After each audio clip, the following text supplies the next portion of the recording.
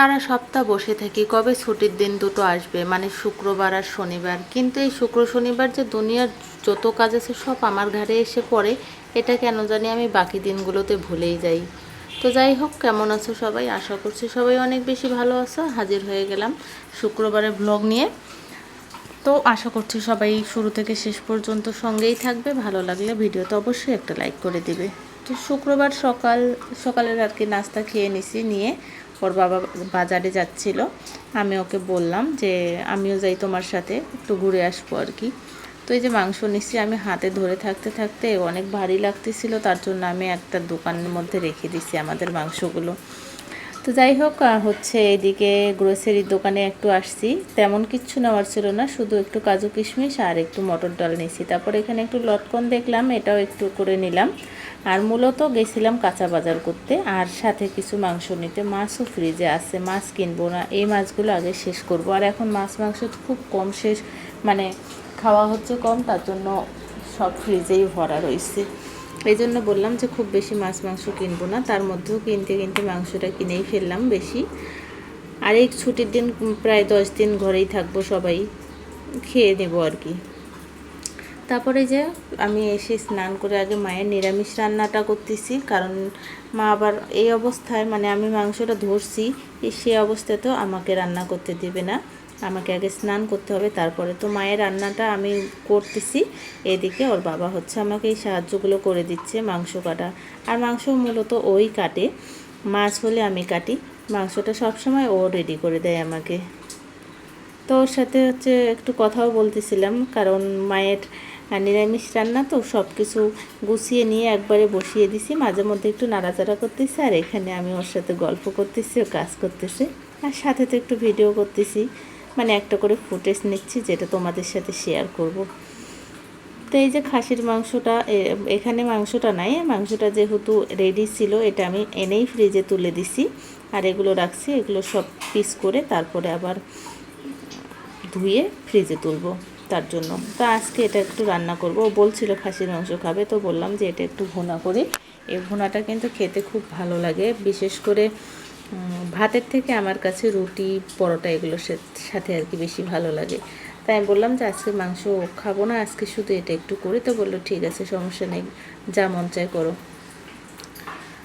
তো আমি বললাম যেটা এখন রান্না করব সেটা তুলে দাও, ওইখানে তুলে দিল। আমি মায়ের সব রান্নাবাটি একদম রেডি করে মাকে খেতে দিয়ে তারপরে আসছি।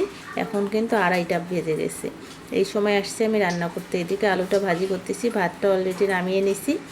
আর এখন একটু ভাপ দেবো এটাতে, মানে একটু সেদ্ধ হবে না পুরোটা, একটু হালকা ভাপ দিলে এটার একটা গন্ধ থাকে, কলিজা ফ্যাপসার, সে গন্ধটা আর থাকবে না। তো এইভাবেই রান্না করব। তো আমি যেটা বলছিলাম যে এই যে শুক্র শনিবারের অপেক্ষায় থাকি, শুক্র শনিবার দেখো কত কাজ করতে হয় সংসারের। আমি সেই দিনটা, মানে বিশেষ করে শুক্রবারের দিনটা আমি একদম কোনো রেস্ট পাই না।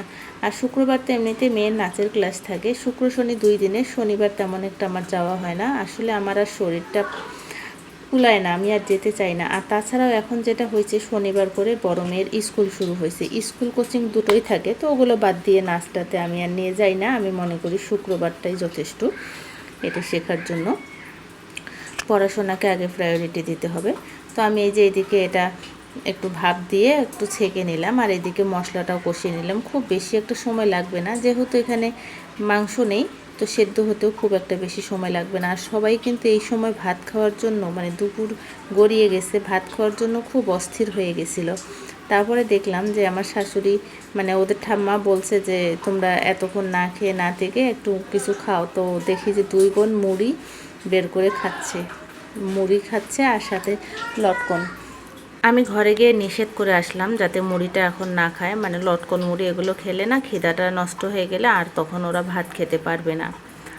তো এইতে চেষ্টা করেই যাচ্ছি খুব দ্রুত দেওয়ার, কিন্তু কি করব, আসলে বাজার গিয়ে এসে সব কিছু রেডি করে নিয়ে তারপর রান্না করা একটু তো দেরি হতেই পারে। আর বিশেষ করে আমাদের এখন শুক্রবারটা না ঠিক 1টার সময় খাওয়া হয়ে যায়, অন্যান্য দিন যেমনই হোক শুক্রবারটা 1টার সময় হয়। আর শুক্রবার আমি তেমন কোনো ঝামেলা রাখি না বাইরের, কারণ আমাকে ঢাকায় যেতে হয়, তার জন্য। তো আজকে তো আর ঢাকায় গেলাম না মেয়েকে নিয়ে, যেহেতু মানে ঈদের জন্য বন্ধ হয়ে গেছে।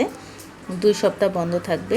তার জন্য আজকে আমি এই যে বাড়তি এত সব কাজ করলাম। তো রান্না অবশেষে হয়ে গেছে, চর্বিটা শেষে দিলাম। তারপর এই যে আমি আজকে মায়ের জন্য যা রান্না করছিলাম এটা দিয়ে প্রথমে একটু ভাত খেয়ে নিচ্ছি। লাল শাক ভাজা আছে, করলা আলু চচ্চড়ি আছে, আর হচ্ছে শোলা কচু সেদ্ধ মাখা আছে আর কি, কাঁচামরিচ ভেজে মাখিয়ে নেওয়া হয়েছে। তারপরে হচ্ছে ওদের কিন্তু খাওয়া প্রায় শেষ, আমি এই যে গোছগাছ করে শেষে বসলাম। তারপরে এই যে প্রত্যাশার বাবা নিজ দায়িত্বে আমাকে পরিবেশন করতেছে মাংসটা। আর এই বিষয়েও খুব পটু, মানে বিশেষ করে যেদিন মাংস হবে সেদিন ও নিজেই আমাকে পরিবেশন করতে পছন্দ করে। ও ভাবে যে আমি হয়তো কম খেয়ে নেব নাকি বেশি খাবো, সেটা তার মনের ভাব জানি না আসলে। না, সত্যি কথা বলতে আমি ইয়ার্কি করলাম। ও সব সময় আমাকে নিজ হাতে পরিবেশন করে এবং সে চায় যে আমরা সবাই যেন সমান খাই।